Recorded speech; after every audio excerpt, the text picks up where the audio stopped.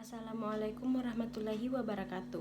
Saya Nur Makfira Syahmar dari kelompok 1 akan menjelaskan materi tentang pengertian masalah sosial dan faktor-faktor yang mendukung munculnya masalah sosial. Yang pertama yaitu pengertian masalah sosial.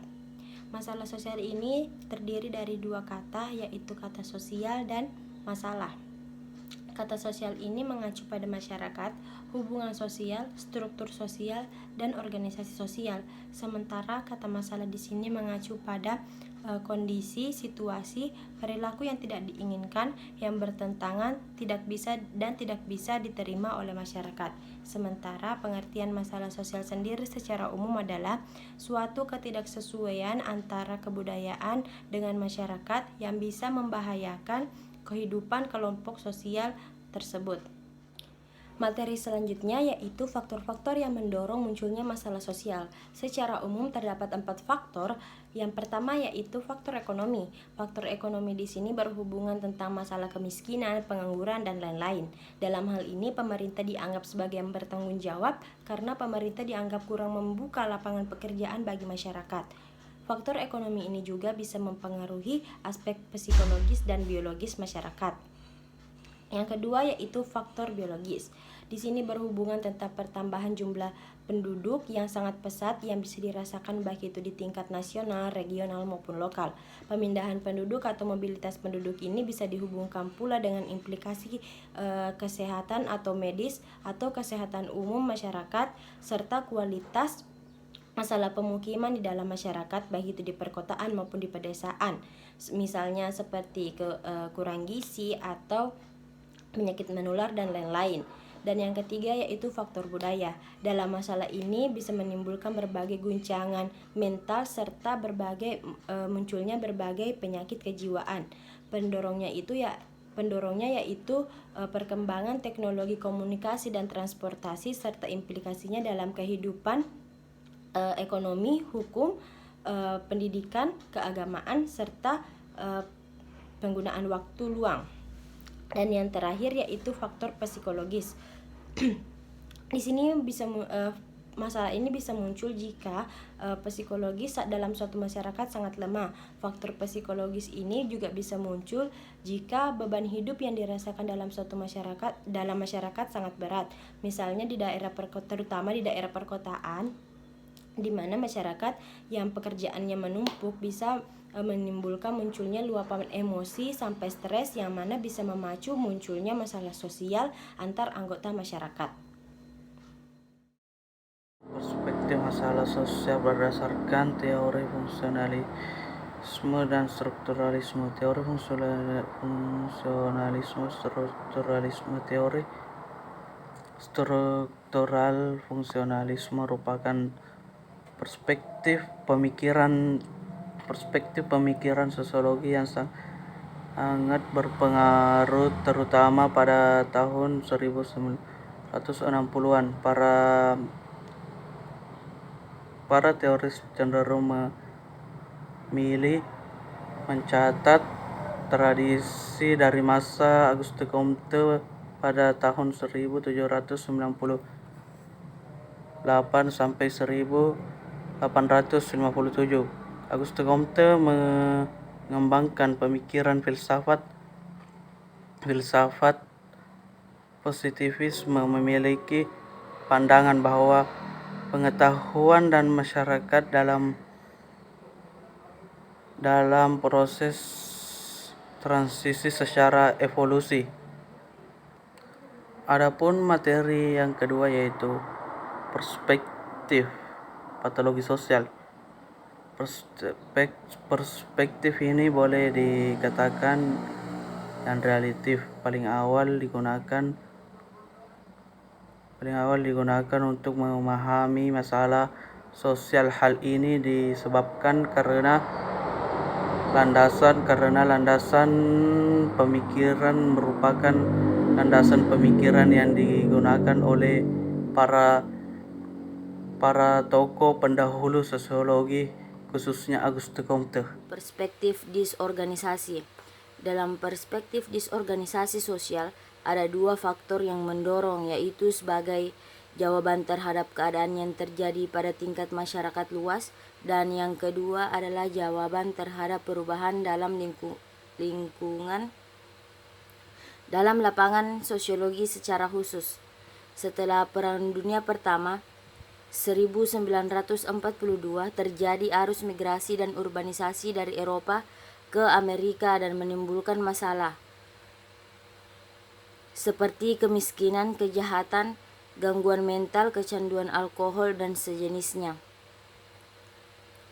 Jadi, setidaknya ada 3 faktor utama yang menyebabkan disorganisasi sosial berupa perubahan sosial dan kultural pada tahap ini di Amerika Serikat, yaitu migrasi, urbanisasi, dan industrialisasi. Masalah yang berkembang tidak hanya sebatas kejahatan, namun masalah-masalah sosial lainnya.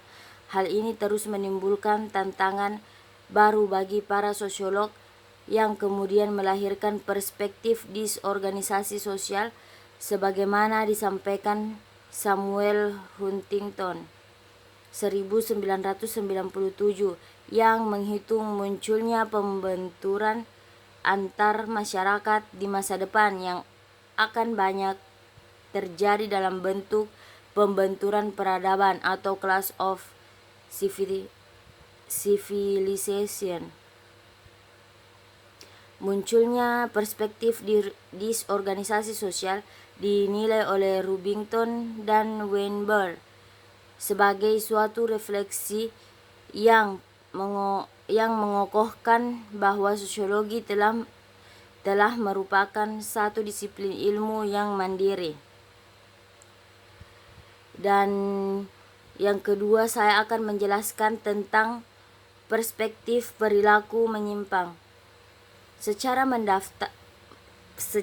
mendasar, paling tidak ada 3 perspektif untuk menentukan apakah perilaku menyimpang itu, yaitu absolutis, normatif, dan reaktif. Perspektif absolutis berpendapat bahwa kualitas atau karakteristik perilaku menyimpang bersifat intrinsik, terlepas dari bagaimana ia dinilai. Dengan kata lain, perilaku menyimpang ditentukan bukan dengan norma, kebiasaan, atau aturan-aturan sosial.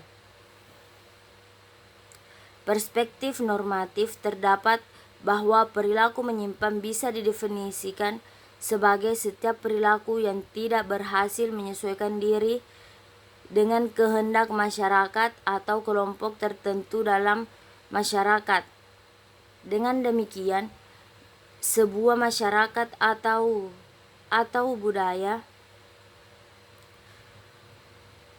setiap masyarakat atau budaya yang melakukan perilaku menyimpang berkaitan dengan perilaku menyimpang tersebut teori-teori sosiologi, baik yang termasuk dalam kategori klasik maupun modern, dan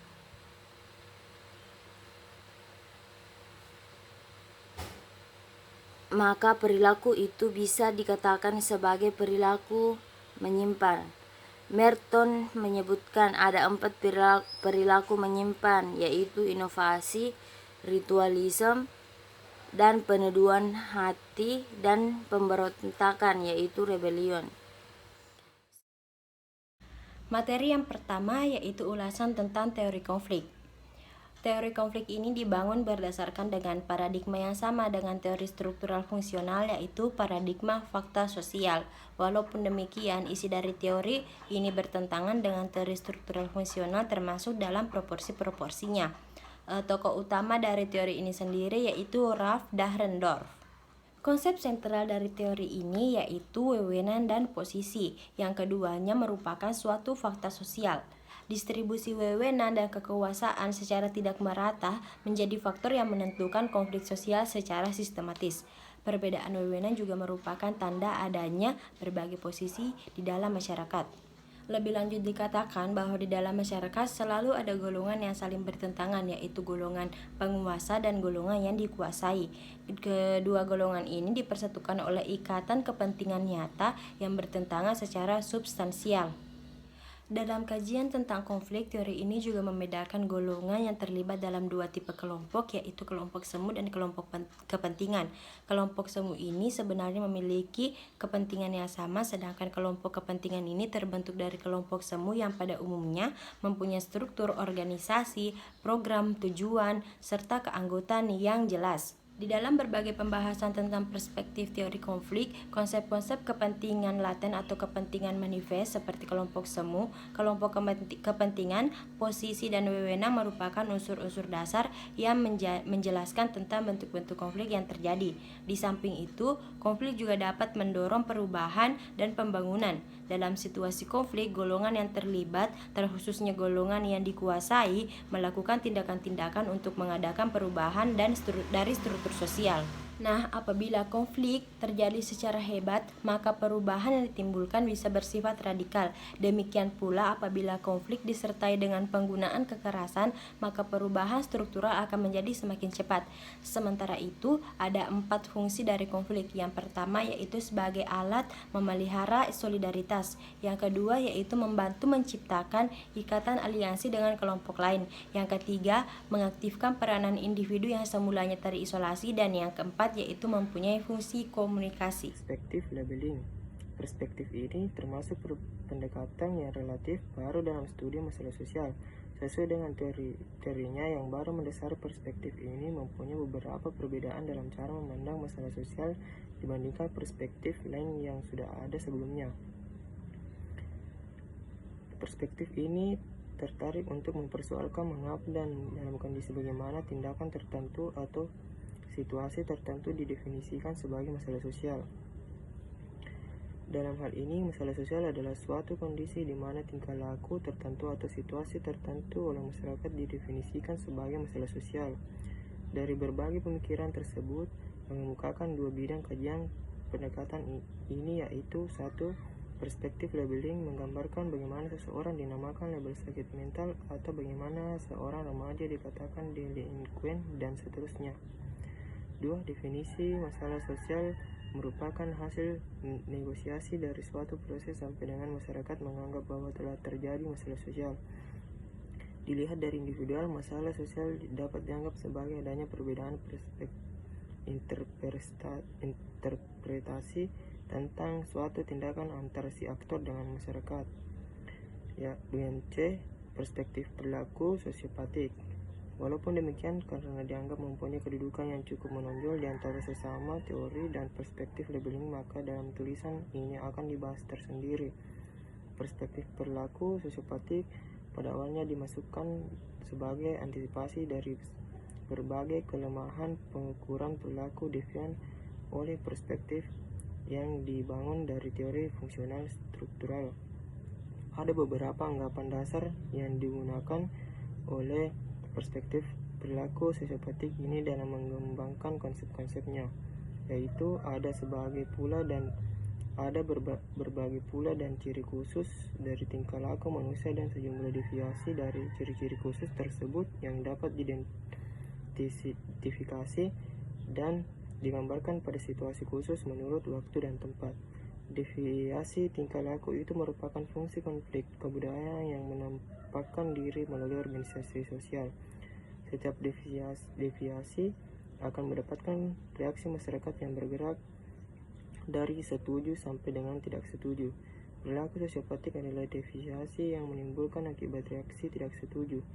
Pribadi yang menyimpang adalah seseorang yang peranan, status, fungsi, dan pemahaman tentang diri ditentukan oleh beberapa jauh. Ia menyimpan tingkat fasibilitas sosial, sikap, dan penampilan terhadap reaksi masyarakat.